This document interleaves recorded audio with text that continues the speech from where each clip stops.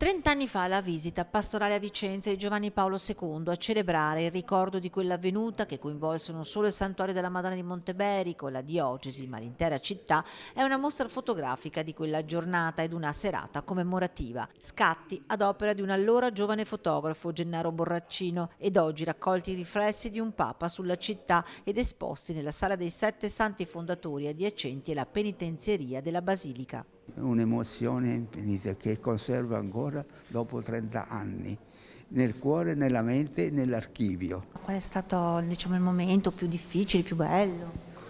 Ma più che altro è stato a Parco Quirino, a vedere tutta questa accoglienza, a vedere tutto, anche Monteberico, ma Parco Quirino è stato un colpo più forte.